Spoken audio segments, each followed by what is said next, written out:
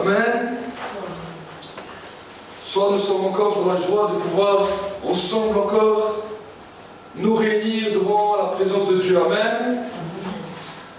Et avant de pouvoir aller plus loin, nous voudrions parler un petit peu ensemble et donner aussi un témoignage des grandeurs et des merveilles que Dieu fait. Amen. Amen. Nous, en tant qu'Église, nous avons passé par des situations difficiles ces derniers temps, mais le Seigneur lui-même est toujours fidèle. Nous étions passés par deux grosses divisions dans l'Église l'année dernière et cette année au mois d'octobre. Et en plus des divisions, nous avions eu quelques difficultés même par rapport à l'état dans lequel il nous demandait compte par rapport aux locaux que nous avions.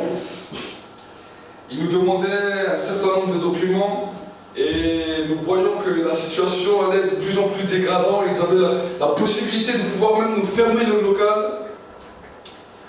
Et nous avions vu cela avec le propriétaire, et le propriétaire était allé avec un architecte pour faire des plans. Et ce qui nous avait étonné, c'est que ce qui était en sortie de ça, c'est qu'ils acceptaient que nous avions ce local à condition que nous n'étions pas plus que 19 personnes.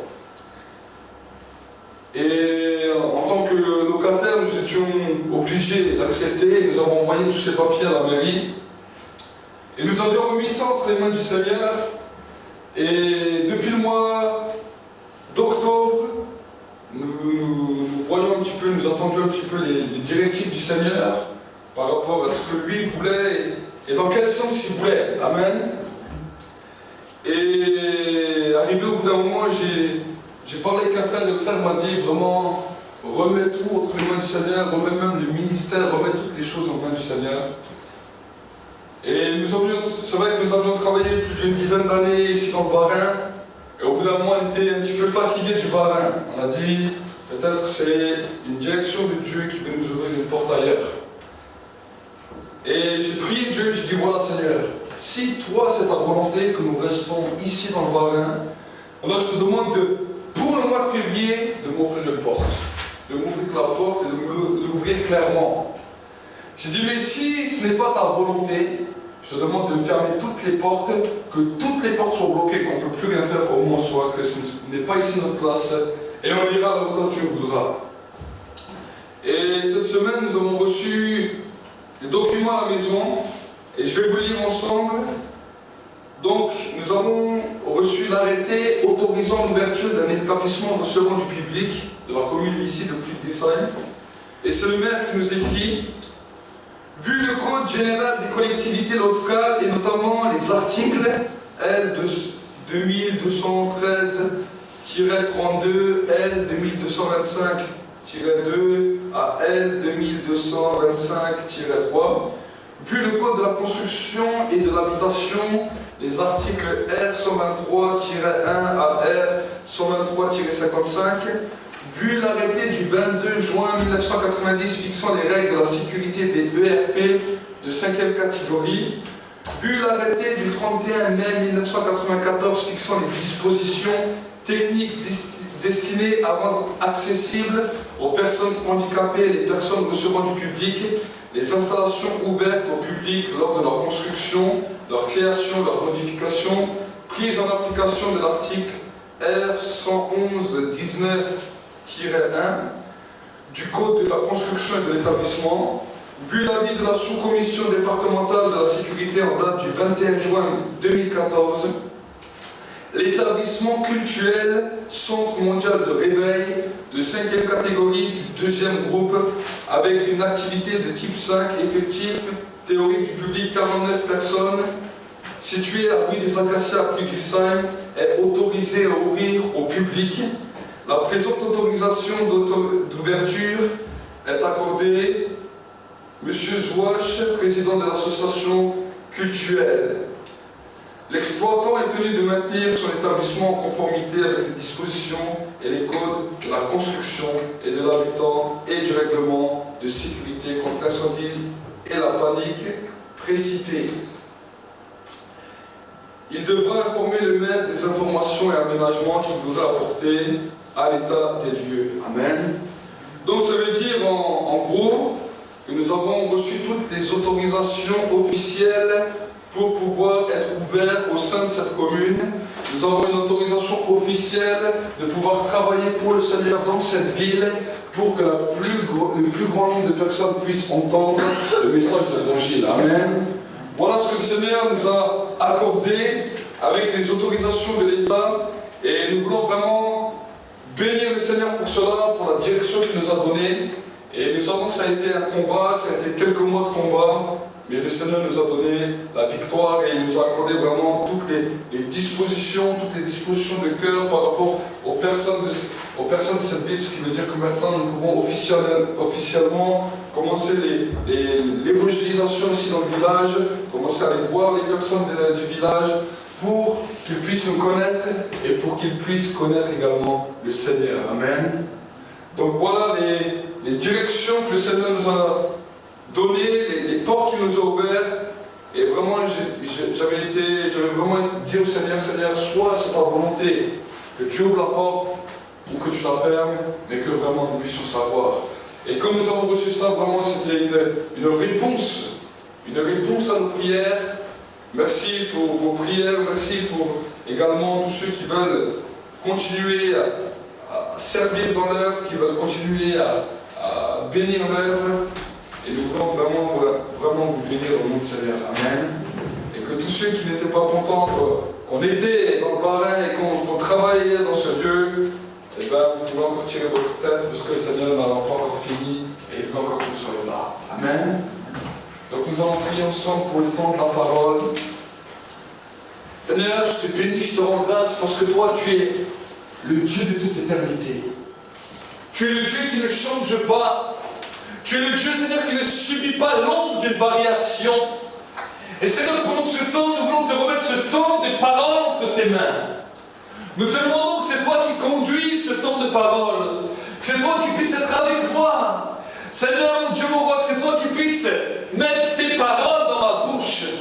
Par nous-mêmes, nous ne pouvons rien faire, mais nous avons besoin de ta présence. Nous avons besoin de ta révélation. Nous avons besoin de ta direction pour grandir et marcher avec toi. Seigneur, nous voulons te bénir pour toutes les bénédictions que tu nous as données. Nous voulons nous souvenir de toutes les grâces que tu fais. Et Seigneur, nous voulons bénir ce temps de parole parce que nous savons que tu vas encore parler à nos cœurs. Je te bénis, je te rends grâce et je te loue parce que tu es Dieu. Merci Seigneur pour ta présence. Dans le nom de Jésus. Amen.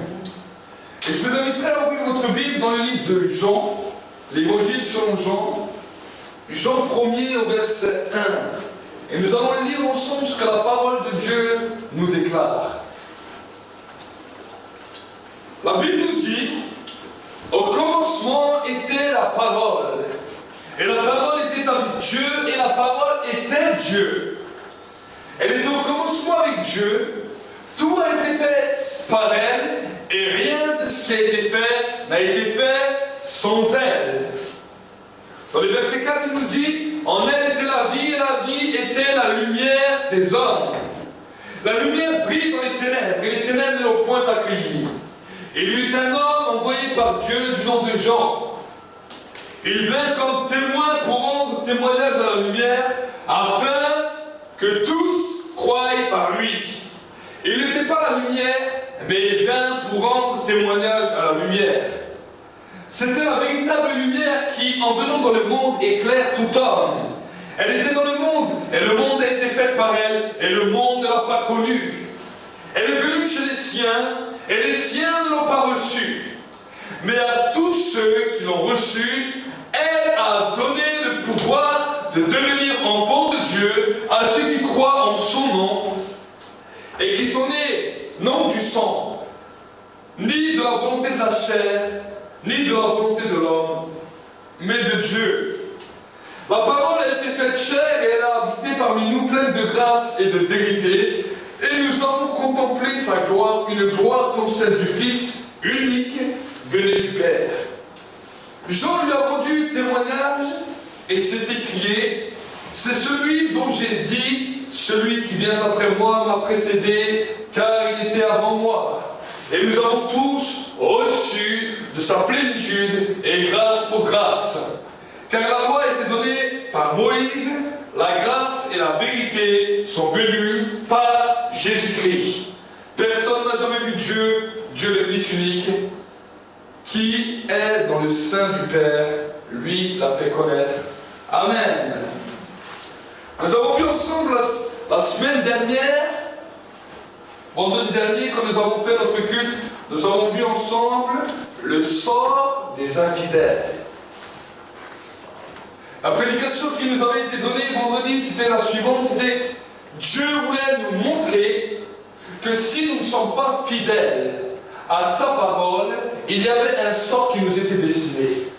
De la même manière que ceux qui sont fidèles, qui marchent fidèlement avec Dieu, la Bible nous dit qu'il y aura un sort, une bénédiction qui sera préparée pour eux.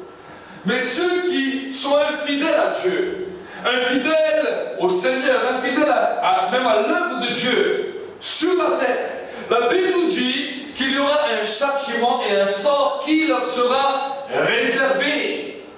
Et c'est pour cela, mon frère, ma soeur, que ce soir, le Saint-Esprit voudrait nous interpeller à rester fidèles, à demeurer fidèles à Dieu, à demeurer fidèles à son œuvre, à demeurer fidèles dans toutes les dispositions qu'il nous demande. Pourquoi? Parce que c'est dans notre obéissance que nous allons voir la bénédiction grandir et se démultiplier. Amen.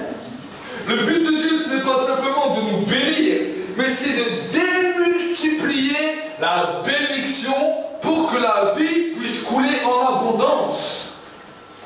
Alors maintenant, la question qui se poserait, c'est comment cette vie peut se démultiplier dans ma vie? Comment cette vie peut grandir dans ma vie?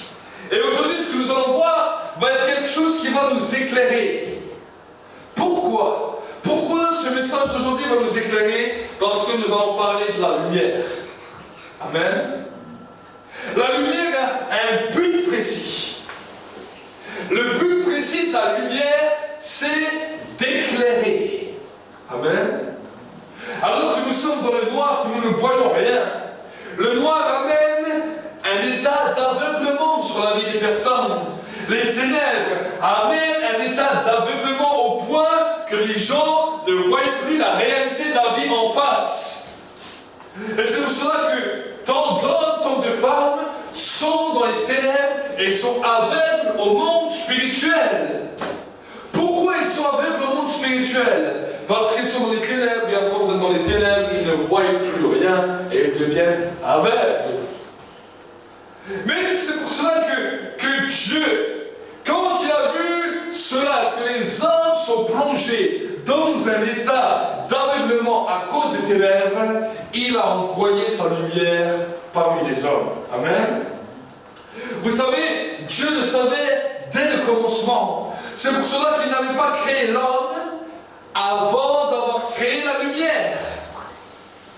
La première des choses que Dieu fait, la Bible nous dit que Dieu créa au commencement, Dieu créa le ciel et la terre était informe et vide.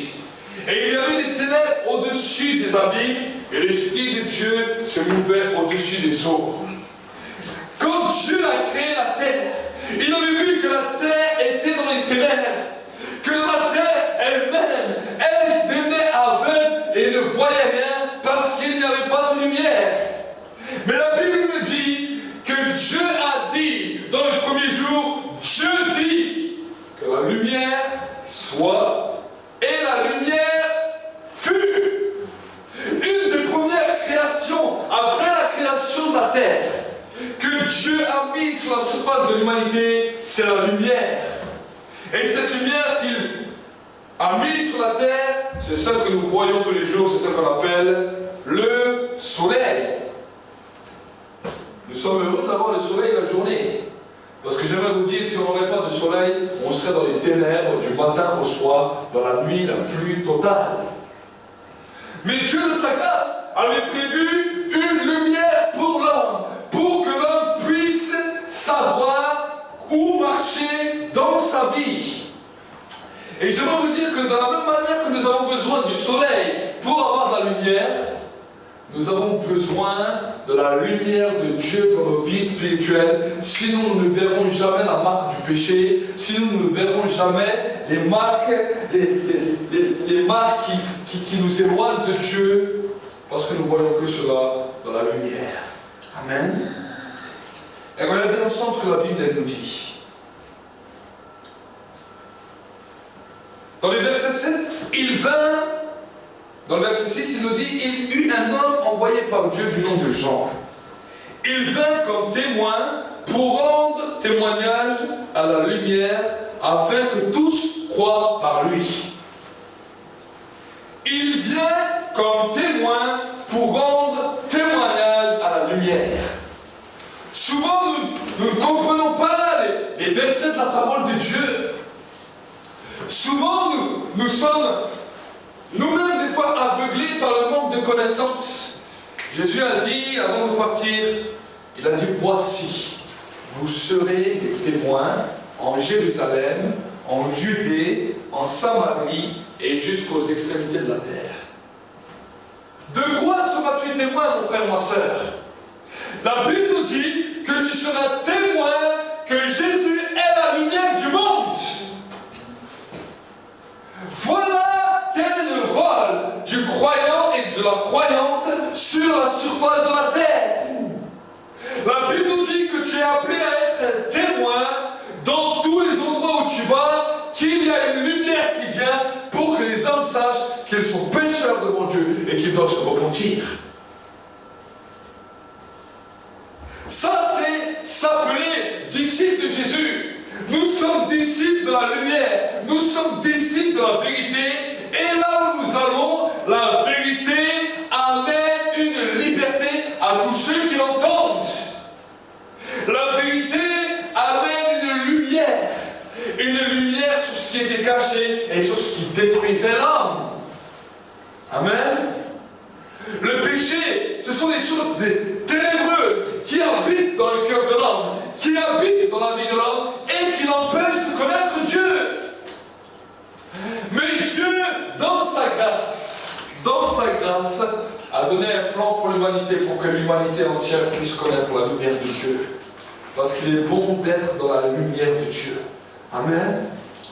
Regardez ce verset, vraiment ce verset, j'aime beaucoup. Regardez ce qu'il nous dira. Chaque fois que je lis ce verset m'interpelle, ce verset me parle. La Bible nous continue dans les versets 9 et nous dira, c'était la véritable lumière qui, en venant dans le monde, éclaire tout homme. Amen. Autrement dit, il y avait une lumière qui était simplement une image. Mais la Bible nous dit que la véritable lumière, c'est Jésus, qui, en venant dans le monde, éclaire tout homme. Regardez ce qu'il nous dira encore.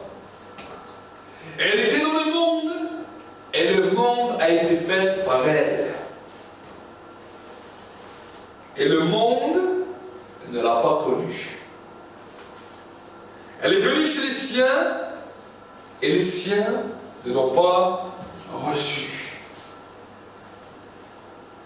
Pourquoi le monde a été fait par elle? Vous savez, la Bible nous dit que Dieu a préparé des plans, des projets avant la fondation du monde. Avant que le monde soit, Dieu avait déjà tout créé. Et alors que je suis en train de prêcher, il me vient une image. Pour que vous puissiez comprendre de laquelle manière Dieu crée les choses. De laquelle manière Dieu fait les choses. Et il y avait un dessin qui était projet, qui était dessiné avant la fondation du monde. Un dessin que personne n'avait vu. Pourquoi? Parce que ce dessin, il n'y avait pas encore eu la lumière de Dieu qui est venue dessus. Mais je vais vous dire que quand ce dessin, la lumière de Dieu a été mise dessus, alors ce dessin est devenu une réalité. Et cette réalité, ça s'est appelé le monde que nous connaissons aujourd'hui. Amen. Si je prends un dessin, une feuille, avec un dessin, mais que je la mets dans le noir, est-ce que ce dessin est là ou il n'est pas là? Vous voyez cette croix? Maintenant, imaginons qu'on va éteindre toutes les lumières. Toi, tu ne vas pas voir ce dessin, cette croix. Mais est-ce que ce dessin existe ou il n'existe pas? Il existe. Mais pourtant, tu ne le vois pas. Mais il suffit que j'allume la lumière. Et à ce moment-là, quand la lumière vient, tu vas voir que ce dessin est là et qu'il existe. Voilà comment Dieu a créé les cieux et la terre. Il y avait un dessin, un projet qui était là. Et pourtant, personne ne voyait cela. Parce que la lumière n'avait pas encore été mise dessus. Mais il suffit que Jésus a commencé à parler, à voir ce dessin que le Père a fait. À ce moment-là, ce dessin est devenu une réalité. Alors j'aimerais te dire, mon frère, ma soeur, la Bible nous dit quelque chose de particulier. La Bible nous dit, si nous disons que nous n'avons pas de péché, nous sommes menteurs et la vérité n'habite pas en nous. La Bible veut nous interpeller sur nos fautes, sur nos erreurs, sur les choses qui offusquent Dieu, qui nous éloignent de Dieu. Mais nous ne le voyons pas. Nous n'avons pas l'impression que ces choses sont là. Nous n'avons pas l'impression que le péché est là dans nos vies. Pourquoi? Parce que la lumière de Dieu n'a pas encore été posée sur notre vie. Mais quand nous commençons à le louer, quand nous commençons à nous approcher de Dieu, à vouloir connaître qui il est, alors sa lumière se dépose sur notre vie. Et quand sa lumière vient, alors il y a des choses cachées qui remontent à la surface. Amen. Amen. Et quand les choses cachées commencent à remonter à la surface, alors Dieu, le Saint-Esprit t'amène dans une dimension pour que tu puisses les traiter et être transformé, et pour que là où tu vas, cette même lumière puisse transparaître et que les choses qui sont cachées là où tu vas se révèlent. Vous savez, il y a des choses que je n'avais pas compris au début de ma foi, dans lesquelles des fois j'allais dans des endroits où d'apparence tout semblait parfaitement bien. Dans certains mêmes endroits où j'ai travaillé, où tout semblait bien. Mais il y a quelque chose d'étrange. Chaque fois que j'arrivais dans certains endroits, c'est que tout ce qui semblait d'apparence être bien commençait à tourner, des fois même au cauchemar, et à virer dans une situation que même les personnes qui étaient là ne comprenaient pas. Et moi-même, pendant des moments, je me posais des questions, je me disais, mais comment ça se fait? Quand des fois nous arrivons avec des personnes, ou quand nous commençons à découvrir des personnes, des choses nouvelles commencent à sortir de nulle part, même leur comportement change, alors que les gens les connaissaient d'une autre manière, tout d'un coup, même leur comportement change. Et souvent, pendant des années, je me suis posé ces questions. Je me suis dit, mais comment ça se fait? Chaque fois qu'on commence à rencontrer des gens, on commence à voir des vérités arriver en face, et les gens ne les ont pas reconnues comme ça. Et maintenant que je parle avec vous, je comprends. Jésus a dit, vous serez mes témoins. Témoins de quoi? Témoins de la lumière. Et là où la lumière passe, tout ce qui était caché apparaît à la surface. Jésus n'était pas haï parce qu'il guérissait les malades. Jésus n'était pas haï parce qu'il chassait les démons. Jésus n'était pas haï parce qu'il ressuscitait les morts. Au contraire. Pour ça, on l'admirait. Pour ça, on le criait. Mais par contre, Jésus commençait à être haï quand il commençait à révéler le cœur de l'homme. Jésus commençait à être haï par les religieux parce qu'il arrivait, et quand il arrivait, sa présence les dérangeait. Parce qu'il était la lumière, et en étant la lumière, il révélait tout ce qui était caché.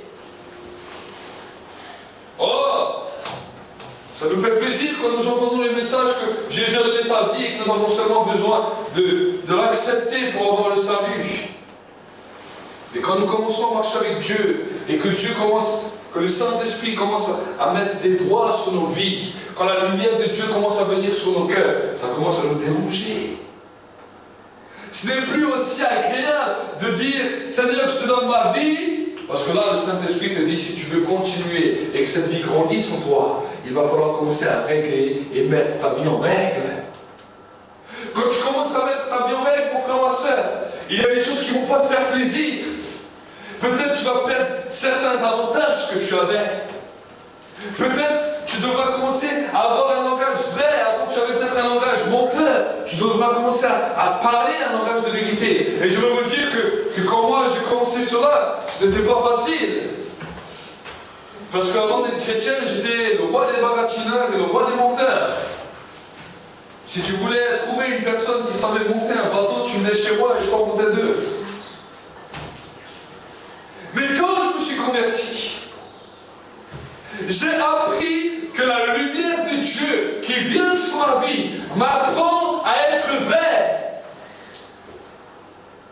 Et quand j'ai commencé à vivre cela, j'ai vu que des fois ce n'était pas toujours quelque chose de plaisant. Ce n'était pas toujours quelque chose où tu étais heureux, parce qu'il y avait des fois certaines situations où tu devais même t'humilier à cause de la vérité. Mais j'aimerais te dire, mon frère, ma soeur, que dans ce passage, tu deviens un réel témoin de la lumière. Ça, c'est être témoin de Christ. Être témoin qu'une lumière vient pour éclairer tout ce qui n'est pas droit, tout ce qui n'est pas à la lumière de Dieu. Amen.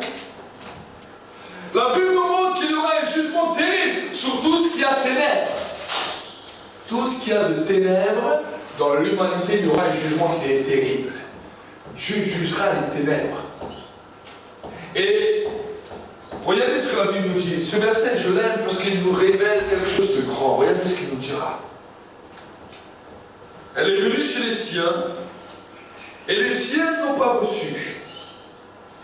Mais à tous ceux qui ont reçu quoi? Qui ont reçu la lumière. Elle a donné le pouvoir de devenir enfant de Dieu à ceux qui croient en son nom et qui sont nés non du sang, ni de la volonté de la chair, ni de la volonté de l'homme, mais de Dieu. Souvent on se pose la question, mais qu'est-ce la nouvelle naissance? Oui, Jésus a dit à Jean le Baptiste que la nouvelle naissance était le baptême d'eau et d'esprit.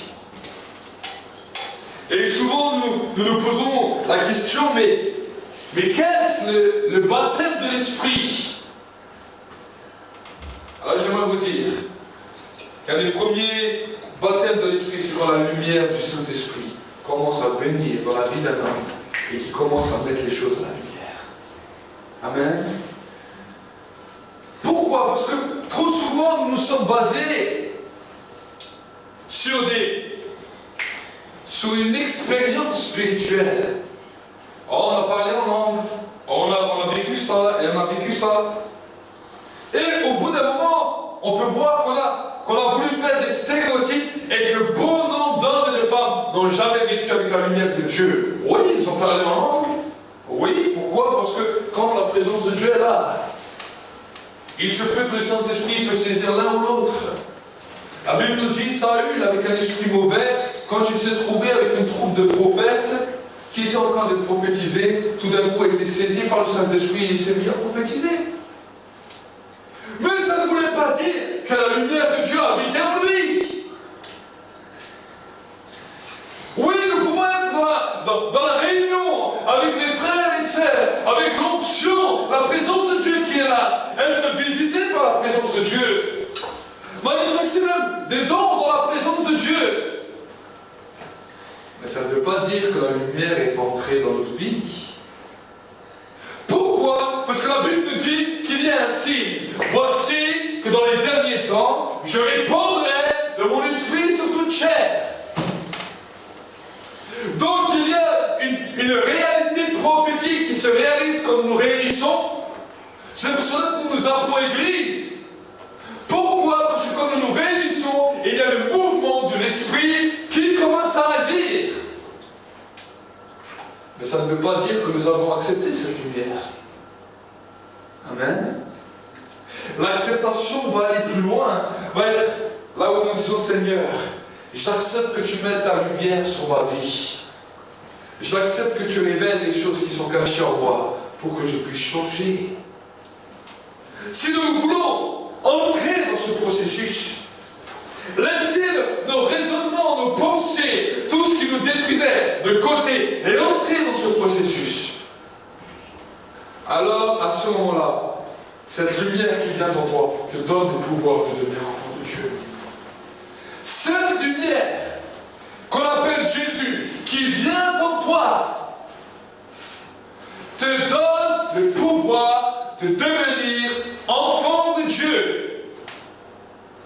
Autrement dit, tant que tu dis oui, j'ai donné ma vie à Jésus, mais que la lumière de Dieu n'est pas encore venue dans ta vie, que tu continues à vivre dans tes péchés, tu ne peux pas dire j'ai reçu le pouvoir de devenir enfant de Dieu, parce que tu ferais la Bible menteur. Nous devons saisir cette réalité. Regardez ce qu'il continuera. Dans le verset 13, il nous dira, et qui sont nés, non du sang, ni de la volonté de la chair, ni de la volonté de l'homme, mais de Dieu. À tous ceux qui ont reçu cette lumière, la Bible nous dit qu'ils sont nés de Dieu. Amen. Tous ceux qui commencent à avoir cet amour pour la vérité, dans lequel la lumière de Dieu vient. Oh, il est bon la présence de Dieu.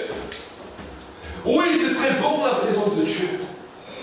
Et j'aimerais vous encourager à vous approcher toujours plus de Dieu. Il y a des moments, c'est vrai, où nous nous approchons plus. Il y a certains moments où nous nous approchons moins. Mais il y a une chose que nous devons savoir. Et une chose que nous devrons demander à Dieu, Seigneur. Éprouve-moi, sonde mon cœur. Connais mes pensées. Le psalmiste David disait dans un psaume, Seigneur, sonde mon cœur, éprouve-moi, connais mes pensées. Regarde si je me suis dirigé vers une mauvaise voie et ramène-moi dans le sentier de la justice et de la vérité. Il est bon de pouvoir faire des bilans dans nos vies. Où nous disons, Seigneur, si je me suis planté, arrête-moi. Ne jouons pas les fiers ou les orgueilleux en croyant que non, même si nous nous sommes trompés, Dieu va voir si je fais quelque chose pour lui. Non. Faisons des bilans dans nos vies et à des moments, arrêtons-nous et disons, Seigneur, si je me suis planté, arrête-moi directement. Amen. Souvent, je l'ai fait dans ma vie. Souvent, j'ai dit à Dieu, Seigneur, si tu vois que je suis en train de me tromper, arrête-moi, bloque-moi carrément. Bloque-moi. Pourquoi? Je préfère sur la terre que les hommes peut-être me disent, ah, il s'est vraiment trompé. C'est humain de se tromper. Mais qu'en me trompant, je vais vers la vraie lumière, qu'en restant entêté dans mon aveuglement et à aller une éternité en enfer. La lumière va toujours nous éclairer. La Bible nous dit que ta parole est une lampe à mes pieds et une lumière sur mon sentier. Tous ceux qui me connaissent savent que l'exercice que je vais demander aux hommes et aux femmes qui veulent servir Dieu, c'est de lire la parole au moins 1 heure par jour. Pourquoi? Pour que la lumière de Dieu puisse rentrer dans nos vies et nous conduire. La parole est une lampe à nos pieds et une lumière sur notre sentier. La parole peut venir dans nos vies, mais doit conduire nos pieds, conduire nos pas, conduire nos mouvements, nous diriger dans l'endroit où le Saint-Esprit veut que nous allions. Et si nous négligeons ce temps de lumière, si nous négligeons celui qu'on appelle la lumière par excellence, alors nous avons négligé la vie éternelle. Parce qu'au ciel, il n'y aura pas de place pour les ténèbres, mais il n'y aura que de la place pour la lumière. C'est pour cela que la Bible nous dit, ce n'est pas tous ceux qui me disent Seigneur, Seigneur qui entreront dans le ciel, mais seuls ceux qui font la volonté de mon Père. Le Père est lumière. La Bible nous dit, si nous sommes lumière, vous êtes le sel de la terre et la lumière du monde. J'aimerais te dire qu'à l'extérieur, il y a les ténèbres partout. Dans ton travail, dans ton village, dans ta ville, il y a des ténèbres. Si tu es témoin de la lumière, si tu es enfant de lumière, la lumière doit éclairer. Amen. La lumière doit éclairer. Non seulement les ténèbres qui sont tout autour, mais les hommes, les femmes doivent être attirés par la lumière. Amen. Je me souviens que c'était au début de ma conversion, alors que j'avais parlé avec une fille au téléphone, et qu'elle ne voulait rien savoir. Elle s'appelait Nadia, c'était sur Mulhouse, elle m'avait téléphoné, je venais me convertir depuis quelques mois. Et vu que j'étais chanteur avant, elle me dit, j'aimerais bien que tu me chantes une chanson. Et avant que j'étais chez moi, je lui ai chanté quelques chansons. D'abord, je lui ai dit, écoute, je n'ai pas le temps de chanter, je te rappellerai. Et quand j'étais le soir dans la chambre, je me souviens, j'étais en train de prier, et tout d'un coup, le Saint-Esprit me dit, prie pour cette fille Nadia. Et j'ai dit au Seigneur, je dis, Seigneur, je ne connais rien de cette fille, je ne sais même pas qui elle est. Mais par contre, ce que je connais d'elle, c'est son numéro de téléphone. Alors je lui ai dit, Seigneur, voilà, je te remets Nadia. Et avec son numéro de téléphone, 06, et j'ai récité le numéro. Et pendant que je fais ça, le Saint-Esprit me révèle toute sa vie. La lumière de Dieu est venue, et toute sa vie, je l'ai vu défiler. Alors que je ne la connaissais pas. Et quand je vois ça, je prends mon téléphone et je commence à lui raconter. Je dis, voilà, dans ta vie, tu es comme ça, tu es comme ça, tu es comme ça, tu es comme ça, tu es comme ça. Et je lui ai envoyé un SMS. Et le lendemain, j'ai eu une belle surprise, elle me téléphone. Elle me dit, j'aimerais te poser une question. Qui est-ce que tu es? J'ai dit, comment ça? Qui est-ce que je suis? Elle me dit, est-ce que tu es un sorcier? Quel genre de personnage tu es? Elle dit, on ne se connaît pas, on ne s'est jamais vu. On s'est parlé une fois au téléphone. Et toi, tu m'as décrit toute ma vie que même mes propres amis ne savent pas. Alors je lui ai dit, écoutez, je lui ai dit, moi je ne vous connais pas, moi je ne sais rien de votre vie. Mais il y a quelqu'un, une personne qui est à côté de moi. Et lui, il connaît toute votre vie, c'est lui qui m'a tout raconté. Elle me dit, ah, qui est à côté de toi? Et qui est-ce qui t'a tout raconté de ma vie? Je lui dis, la personne qui est à côté de moi et qui a tout raconté de ta vie, elle s'appelle Jésus-Christ. Alors cette fille a commencé à dire, mais qu'est-ce que c'est que ce cinéma? Je parle avec un Algérien au téléphone et il me raconte toute ma vie, et quand je lui demande des explications, il me dit c'est Jésus qui lui a raconté. Et je lui dis, écoute Nadia, je vais te raconter mon témoignage, après je vais prier pour toi. Je vais raconter mon témoignage, et après j'ai prié avec elle, et quand j'ai fini, je lui ai dit, écoute, je te dis alors à demain, comme ça je vais aller à l'église. Elle me dit, jamais de la vie j'irai dans une église. C'est ce qu'elle m'a dit. Je lui dis, écoute, moi bien Nadia, ne dis pas, peut-être je ne boirai pas ton eau, car tu ne sais pas si un jour tu seras soifé. Je lui dis, si moi je te dis demain tu seras à l'église, alors tu seras. Ok, au revoir. J'ai raccroché. J'ai raccroché. Et le lendemain, Mulhouse, c'est quand même une grande ville, ce n'est pas un village. Je suis allé à l'église, et avant d'aller à l'église, le pasteur m'a dit, écoute, on n'a pas de place dans la voiture, prends les deux frères avec, et allez à pied à l'église. Et on allait à pied, on est passé par le petit quartier. Et quand on arrive au quartier, il y avait deux filles qui étaient assises sur un banc, que je ne connaissais pas, que je n'avais jamais vu. Et les frères avec qui j'étais m'ont dit, écoute, cette fois-ci, ne va pas évangéliser, parce qu'on ne sait pas si c'est chrétien ou quoi. Alors je leur ai dit, écoutez, d'accord, cette fois-ci, je ne dis rien, parce que je suis avec vous, mais la prochaine fois, je dirai. Et j'avais ma guitare comme ça, et je marchais. Et tout d'un coup, je m'entends ces deux filles qui parlent et qui disent, imagine, est-ce que c'est Walid? Alors je me retourne vers elle, je vais vers elle, je fais, excusez-moi, mademoiselle, est-ce que je vous connais? Et elle me dit, ça dépend, si t'es Walid, ok, si t'es pas Walid, non. Je lui dis, oui, c'est moi, mais vous, qui êtes-vous?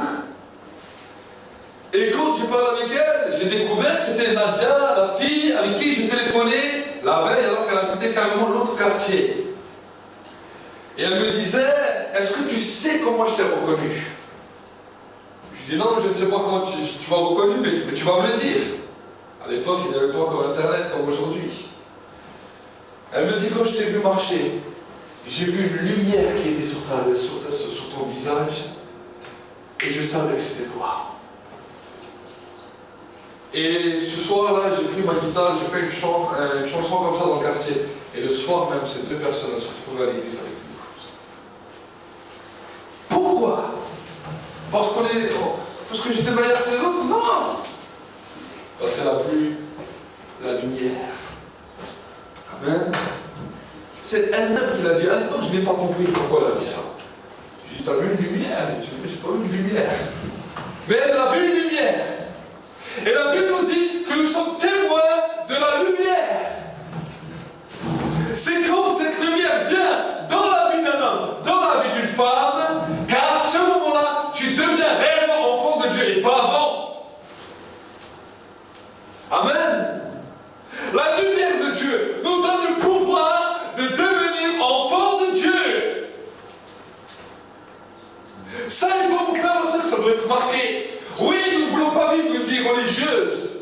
Nous ne voulons pas vivre une vie justement. Nous sommes des chrétiens et nous allons à l'église le dimanche. Nous voulons être des témoins de la lumière. Amen.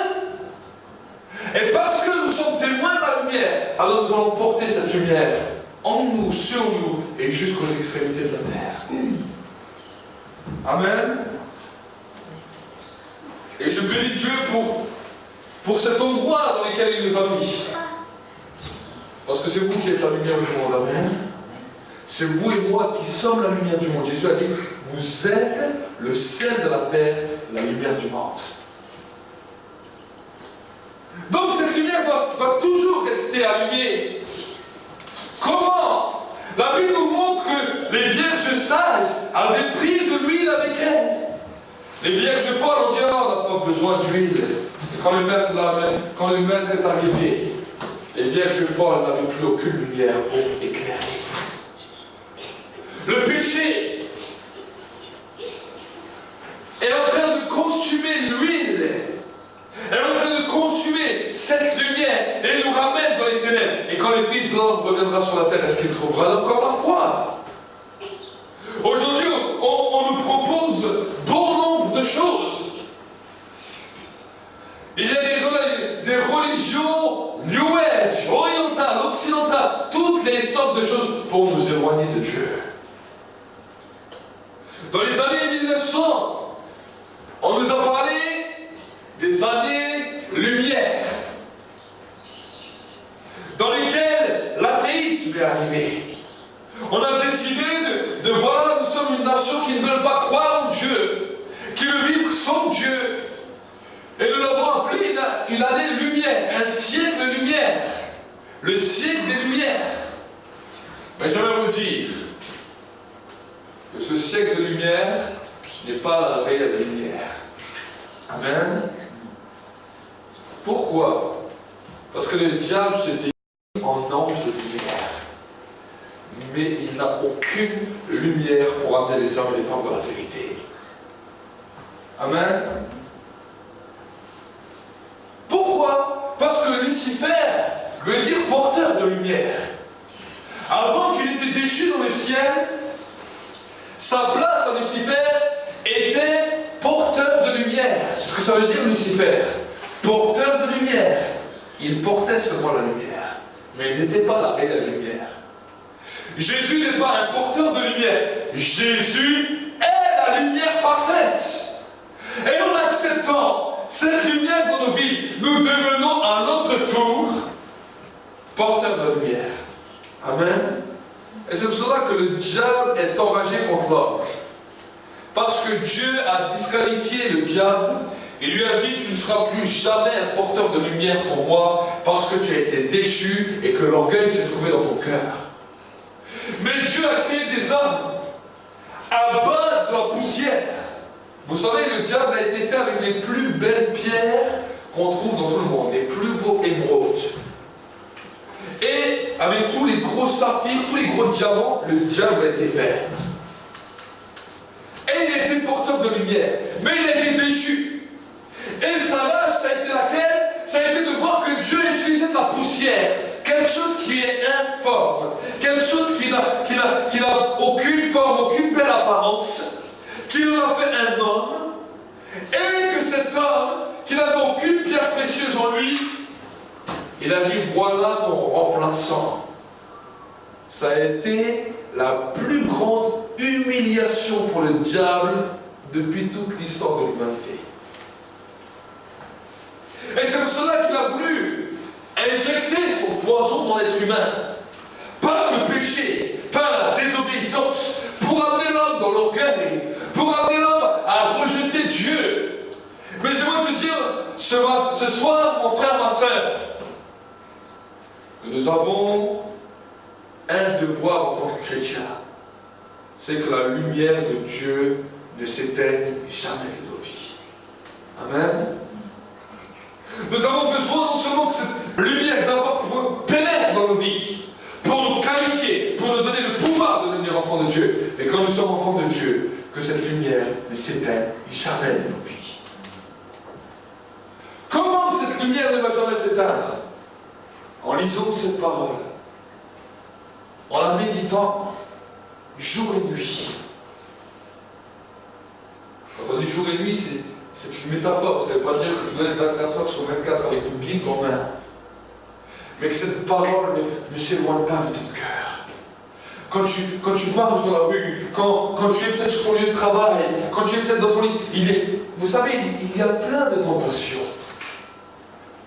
La tentation du péché, la séduction.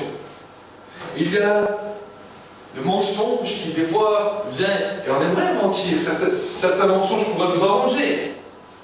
Certaines situations, si on agit d'une certaine manière, alors on va y passer, on va passer tout bien. Mais non, méditer la parole jour et nuit, c'est-à-dire que chaque instant, dans chaque fait et geste, que ce soit la parole qui nous conduise pour que la lumière de Dieu puisse se manifester. Ça, c'est garder la parole jour et nuit sur notre cœur. Enfin, Josué dira, je serre ta parole contre mon cœur, afin de ne point pécher contre toi. Amen. Nous la lisons, oui, peut-être 1 heure par jour, la Bible, ou 2 heures. Mais cette parole, non seulement nous l'avons lue, mais elle va nous accompagner pour interpeller notre conscience chaque fois que le péché va se taper, va se présenter à notre porte. Ça, c'est ce qu'on appelle garder la parole de Dieu. Et c'est là, mon frère, ma soeur, que le combat du croyant va commencer. C'est là, soit que la lumière va augmenter, ou la lumière va commencer à s'éteindre. C'est par notre comportement, par notre raisonnement que nous allons voir soit les merveilles de Dieu, soit les désastres des ténèbres qui vont venir s'envahir sur nous. Nous avons, en tant que croyants, la possibilité de faire grandir cette lumière, ou la possibilité d'éteindre cette lumière. Oh, quand nous éteignons la lumière, ça peut peut-être faire du bien à nos cœurs, parce que nos cœurs sont mauvais, parce qu'on ne va plus voir le péché comme nous le voyions avant. Quand nous éteignons la lumière, on va peut-être être accepté. Pourquoi? Parce qu'on ne va peut-être plus déranger comme on dérangeait avant. On va avoir des bonnes personnes qui vont venir autour de nous, qui vont dire, ah, là tu ne nous déranges plus, tu es comme nous. Les religieux, Jésus les a appelés, vous êtes des aveugles qui conduisez des aveugles. Vous ne comprenez rien à rien. Vous n'êtes même pas porteurs de lumière. Pourquoi? Parce que tous les péchés, vous les excusez, tous les sortes de péchés, vous ne les dérangez plus parce que vous-même vous les pratiquez. Notre but, mon frère, ma soeur, ce n'est pas que nous soyons des hommes et des femmes religieuses. Mais notre but est que nous sommes des hommes et des femmes de lumière Puis faisons attention à notre conduite pour que la lumière de Dieu reste toujours sur nos vies et pour que cette lumière puisse impacter les autres. Amen. C'est bon quand la lumière dérange. C'est bon quand la lumière vient interpeller quand il y a péché. C'est bon quand les gens eux-mêmes commencent à se sentir mal à l'aise à cause de la lumière. Souvent, j'étais autour avec des gens qui avaient des habitudes de jurer, de blasphémer, de faire toutes sortes de choses. Mais ce que j'ai vu, c'est que des fois, je n'avais même pas besoin de parler. À cause de la lumière qui est en moi, cela les dérangeait. Et chaque fois qu'ils disaient quelque chose, ils disaient « Oups, j'ai dit quelque chose de mauvais, je demande pardon. » Pourquoi? Parce que la lumière les interpellait. Et si nous ne comprenons pas cela, mon frère, ma soeur, alors nous allons passer à côté de la plus belle des choses que Dieu avait prévues pour nous. Amen. Regardez ce que la Bible continue à nous dire.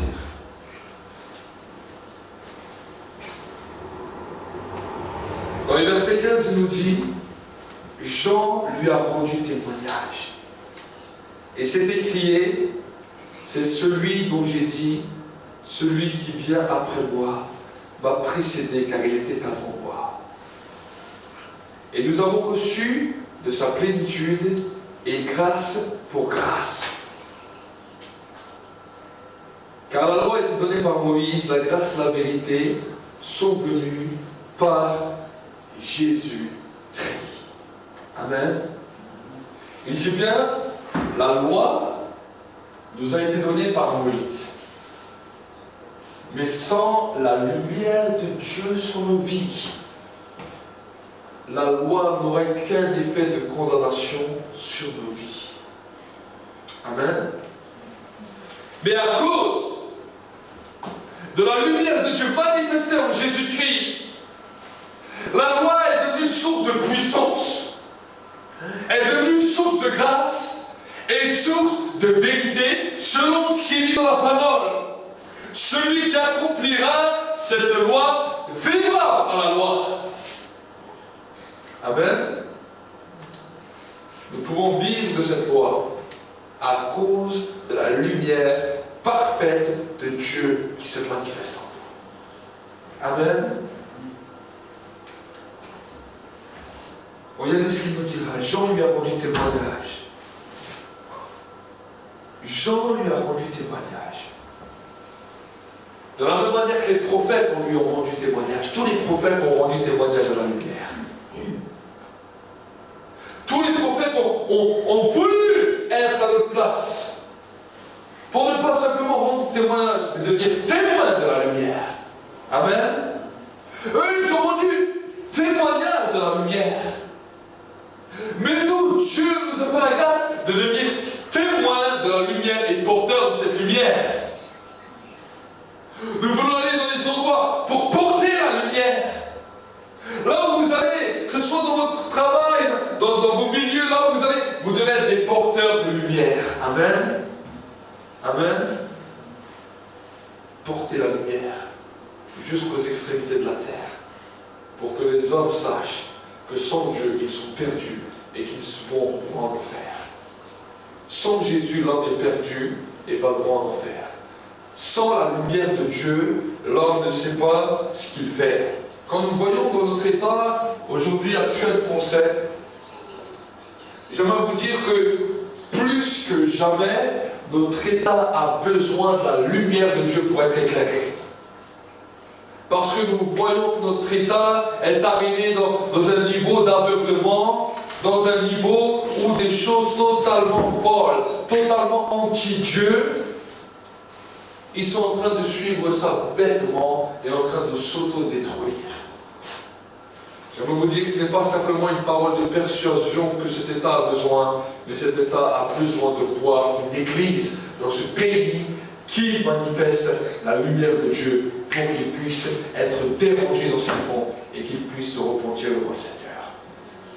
Amen. Et cela, mon frère, ma soeur, commence par toi et moi.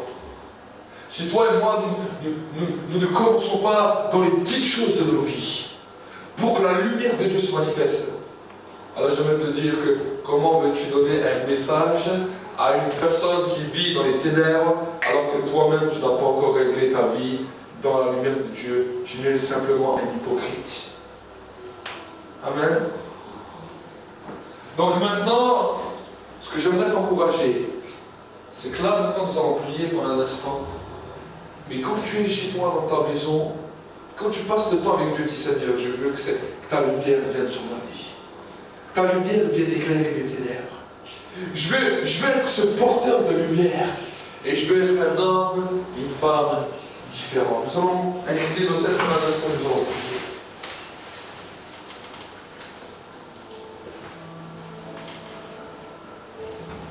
À l'instant, nous allons demander la grâce à Dieu. La lumière. La lumière vient dans les ténèbres. Et les ténèbres ne l'ont point reçu. Mais à tous ceux qui l'ont reçu, elle a donné le pouvoir de devenir enfant de Dieu. Ce soir, elle peut te donner, mon frère, ma soeur, toi peut-être tu ne connais pas le Seigneur. Les hommes et femmes, peut-être sur le net, elle peut vous donner ce soir, en cette journée, en cette matinée, le pouvoir de devenir enfant de Dieu. Prions ensemble, élevons nos voix ensemble. Et avec moi, cher Seigneur, aujourd'hui, je viens devant toi. Et Seigneur, j'appelle ta lumière aujourd'hui sur ma vie. Jésus, j'appelle ta lumière dans ma vie. J'appelle ta lumière dans l'église. Saint-Esprit, j'appelle ta lumière maintenant.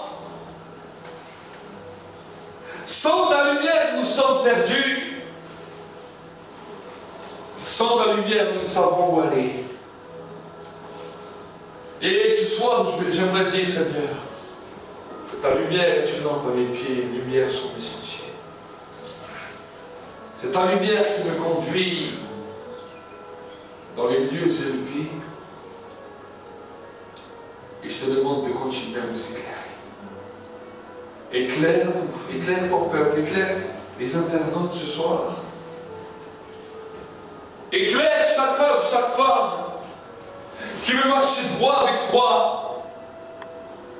Seigneur, j'appelle ta lumière et je veux vraiment, Seigneur mon Dieu, mon roi, déclarer que ta parole amène la lumière. Ta parole sépare et juge les pensées et les sentiments de l'âme et de l'esprit. Ta parole détruit les œuvres des ténèbres. C'est par ta parole que le diable a fui. Parce qu'il a vu une lumière, une grande lumière, qui ne pouvait contenir, qui ne pouvait combattre.